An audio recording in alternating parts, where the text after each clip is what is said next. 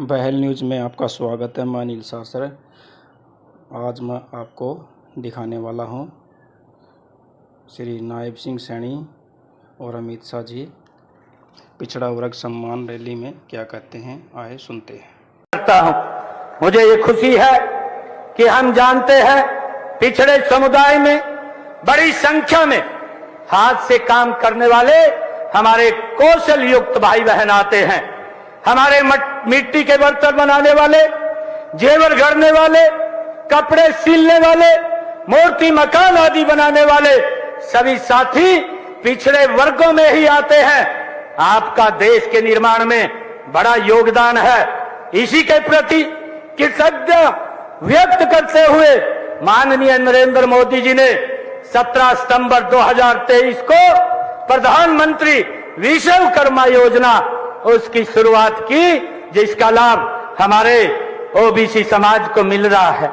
मुझे ये खुशी है कि जब से आप लोगों ने 2014 से इस देश के ऊपर आप लोगों ने जो पिछड़े वर्ग को सम्मान दिया है, मुझे ये गर्व होता है आज पिछड़ा समाज के बीच में बताते हुए कि आदरणीय नरेंद्र मोदी जी जब ओबीसी आयोग का बिल लेकर के आए, भाइयों कांग्रेस पार्टी ने उसका विरोध किया और कांग्रेस पार्टी लगातार उस सोच के आधार के ऊपर काम करती रही कि पिछड़े को एक वोट बैंक के इस्तेमाल में किया जाए, उसको अधिकार ना दिए जाए।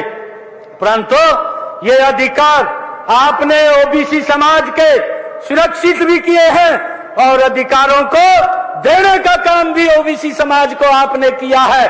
मैं आपका आज इस हरियाणा की भूमि के ऊपर बहुत बहुत स्वागत करता हूं और मुझे इस बात की खुशी है कि जब से ओबीसी आयोग बना है, ओबीसी आयोग को आपने संवैधानिक शक्तियां दी हैं।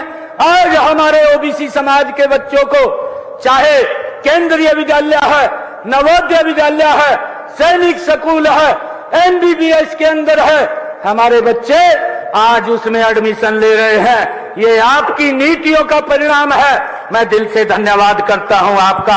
आप आज हम सब के बीच में आए हैं। जो कुछ और छोटी समस्याएं थी, हमने आपके समक्ष ये प्रस्ताव रखा और आपने 1 मिनट के अंदर उस प्रस्ताव को स्वीकार करते हुए कहा कि मैं हरियाणा के अंदर अपने भाइयों के बीच में आकर के उन बातों को मैं सरल करने का काम करूंगा। आज आप यहां पर पधारे हैं, हरियाणा की इस पवित्र भूमि पर पधारे हैं। मैं पुनः हरियाणा के तरफ से आपका यहां पर आगमन पर धन्यवाद करता हूं और स्वागत करता हूं और आप सबका भी ये इतनी भारी संख्या में ओबीसी समाज के हमारे भाई बहन आए हैं, आप सबका भी धन्यवाद करता हूं और एक विश्वास के साथ कि जो आदरणीय अमित शाह जी आपकी सोच है, उस सोच को हम हरियाणा के जन जन तक पहुंचाने का निरंतर काम करते रहेंगे और लोगों के जीवन को सरल और सुगम बनाने का काम ये हमारी सरकार करती रहेगी। मैं आपका और आप सबका बहुत बहुत धन्यवाद और स्वागत करता हूं। इन्हीं शब्दों के साथ जय हिंद, जय भारत, जय भारत मां।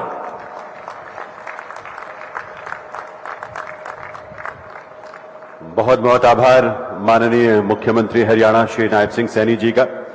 देवियों सज्जनों, राष्ट्र प्रथम की सोच को जीवन में धारण करने वाले, सहकार से समृद्धि की सोच को साकार करने वाले इस देश के यशस्वी गृह एवं सहकारिता मंत्री श्री अमित शाह जी से निवेदन आप सबकी तरफ से कि इस अवसर पर आपके करतल ध्वनि के साथ ये निवेदन हम उनसे करेंगे कि इस अवसर पर अपने संबोधन से एक नई ऊर्जा का संचार करें, हम सबका मार्गदर्शन करें, भविष्य के सपनों को साकार करने की हम सबको ऊर्जा दें। माननीय श्री अमित शाह जी।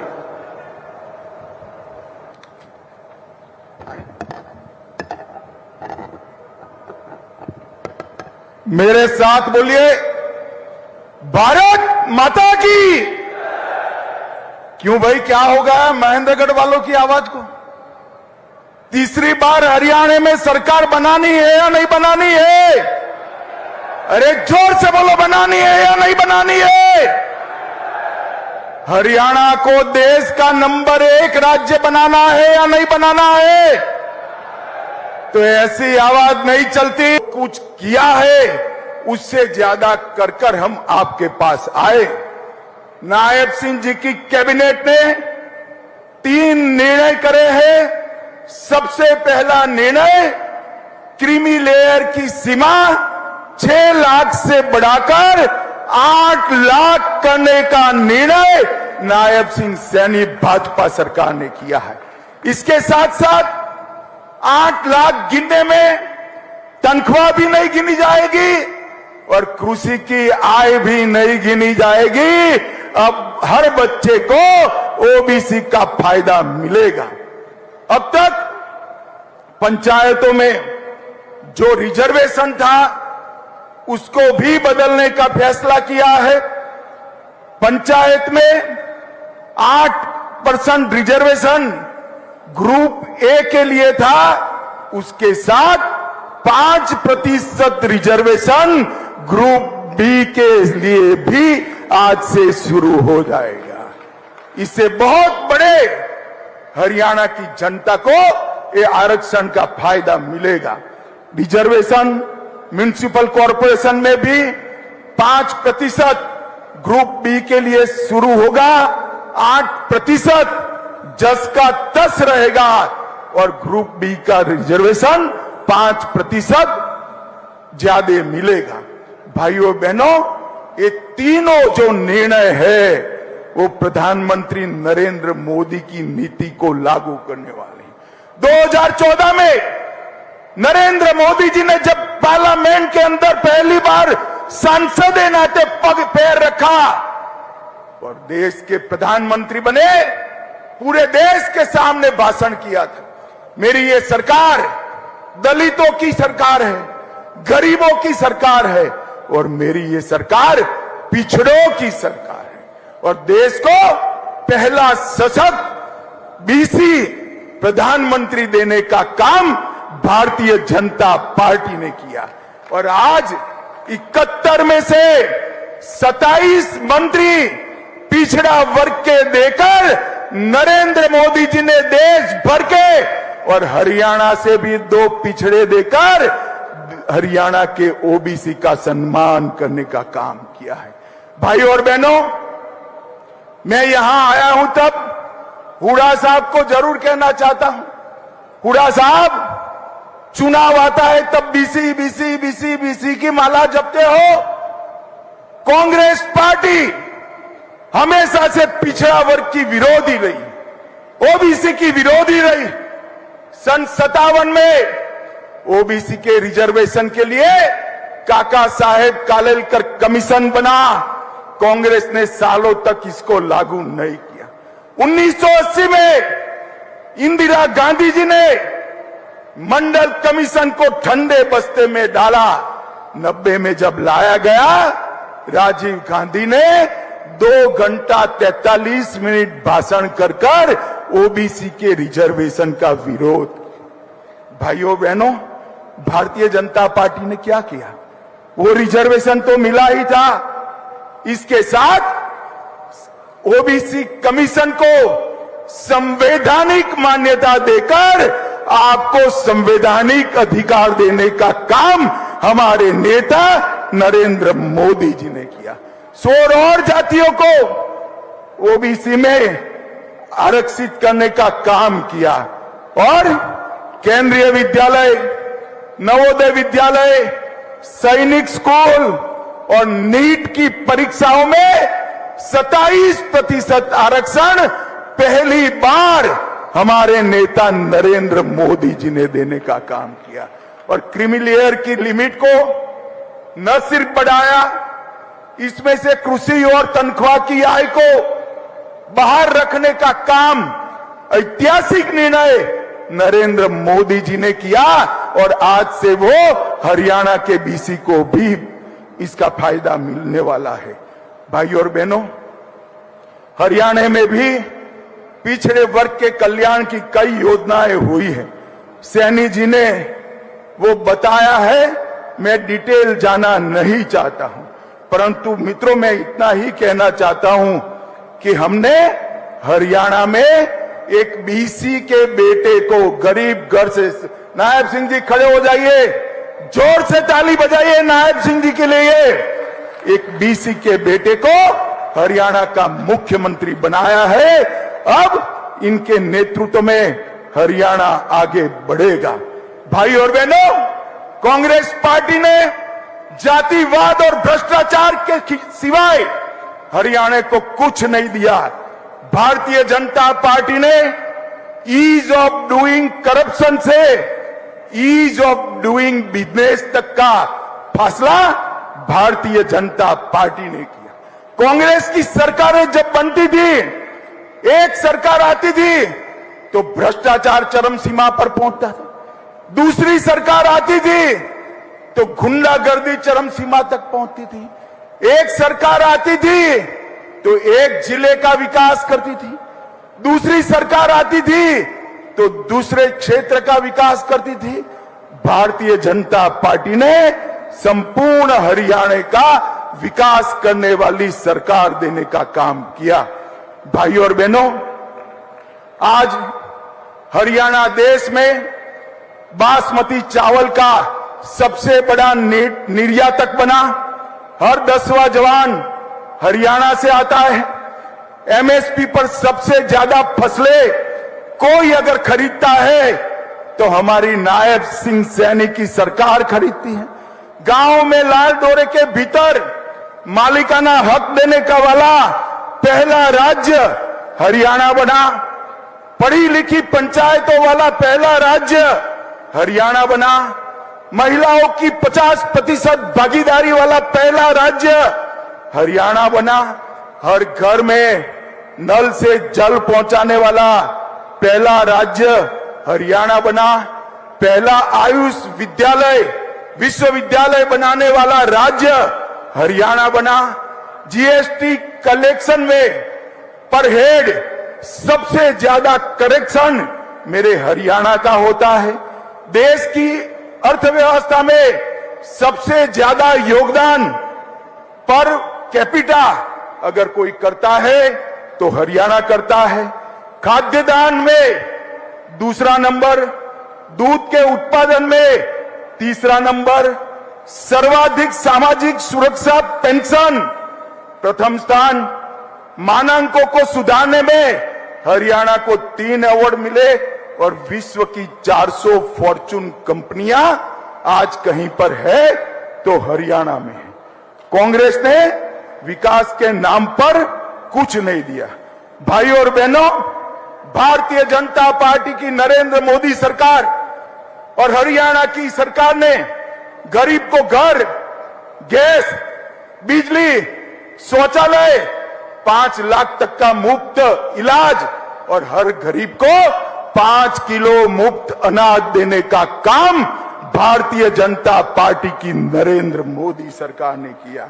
और आज अभी अभी मैं आया, रास्ते में अखबार देखता था, कल हुड्डा साहब ने घोषणा की है हरियाणा के गांव गांव जाकर कांग्रेसी हिसाब मांगेगा। हिसाब मांगे हरियाणा। हुड्डा साहब, हम क्यों डेबिट रखें? मैं तो हिसाब लेकर आया हूं और यहां से चुनौती देता हूं हुड्डा साहब, हमारे 10 साल और आपके 10 साल का हिसाब लेकर हरियाणा की जनता के पास जाइए। और आज मैं हरियाणा के भाजपा के एक एक कार्यकर्ता का आह्वान करना चाहता हूं, हिसाब वो क्या मांगेंगे हम लेकर जाएंगे। हुड्डा साहब सुन लीजिए, मैं बनिया का बेटा हूं, पाई पाई का हिसाब लेकर आया हूं, पाई पाई का हिसाब लेकर। आपने 10 साल तक ऊपर और नीचे कांग्रेस की सरकार बनी, हरियाणा को क्या दिया? सिर्फ 41,000 करोड़ रुपया दिया। भाई और बहनों, कितना दिया? 41,000 करोड़। जोर से बोलो, रटना चाहिए। कितना दिया? और नरेंद्र मोदी और मनोहर लाल की सरकार 10 साल चली, इन्होंने 259 लाख करोड़ रुपया देने का काम नरेंद्र मोदी सरकार ने, आपसे 6 गुना पैसा हरियाणा को देने का नरेंद्र मोदी जी ने काम किया है। आप हिसाब लेकर आइए, एक चौराहा तय करिए। हमारे मुख्यमंत्री को आने की जरूरत नहीं है, हमारा युवा मोर्चा का प्रदेश अध्यक्ष आकर आपसे दो हाथ करने के लिए तैयार है।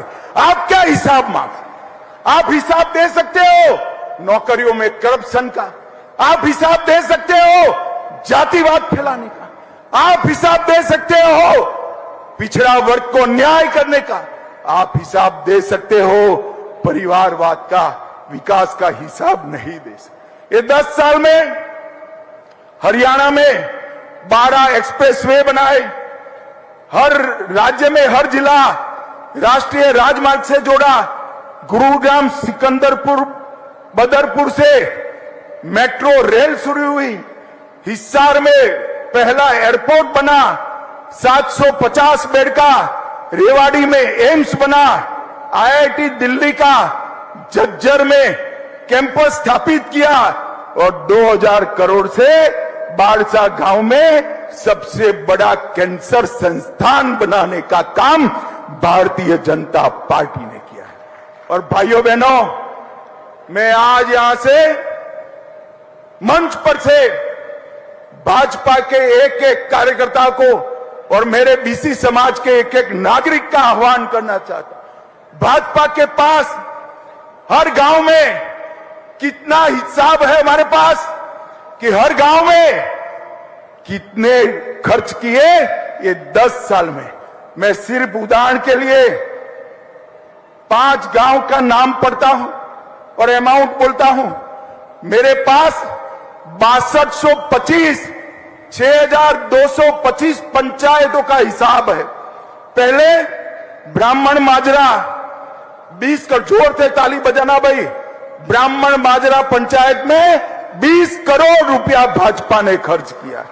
कलिंगा गांव में 18 करोड़ रुपया खर्च किया।